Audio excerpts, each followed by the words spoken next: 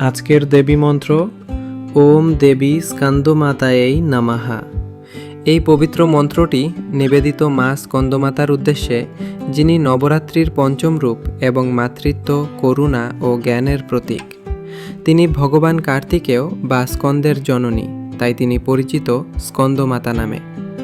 মা স্কন্দমাতা আমাদের শেখান মমতা ও শক্তি একসাথেই একজন সত্যিকারের দেবীকে পূর্ণতা দেয়। মা স্কন্দমাতার কোলেই দেবসেনাপতি স্কন্দ বেড়ে উঠেছিলেন। এই কারণে তিনি ভক্তদের সন্তান, পরিবার ও জীবনের ভবিষ্যৎ রক্ষার দেবী হিসেবে পূজিতা। যাদের জীবনে পারিবারিক অশান্তি, সন্তানের মঙ্গল চিন্তা বা মানসিক অস্থিরতা রয়েছে, তাদের জন্য এই মন্ত্র বিশেষভাবে কল্যাণকর।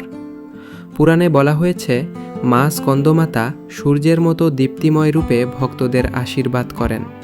তার কৃপায় জ্ঞান, প্রজ্ঞা ও বিবেকের বিকাশ ঘটে। তিনি সন্তান সুখ, পারিবারিক শান্তি ও আধ্যাত্মিক উন্নতির আশীর্বাদ প্রদান করেন। বিশেষ করে নবরাত্রির পঞ্চম দিন এবং বৃহস্পতিবার এই মন্ত্র 108 বার জপ করলে সন্তান ও পরিবারের উপর দেবীর কৃপা বর্ষিত হয়।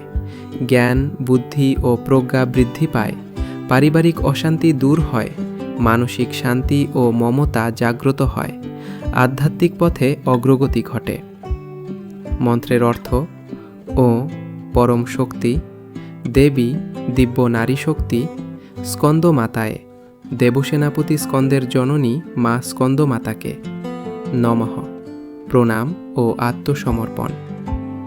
জপের সময় কল্পনা করুন, এক উজ্জ্বল সোনালী আলোয় মা স্কন্দমাতা বসে আছেন। তার কোলের শিশুরূপ স্কন্দ আশীর্বাদের মুদ্রায়, আর দেবীর করুণ দৃষ্টি আপনাকে ও আপনার পরিবারকে ঘিরে রাখছে।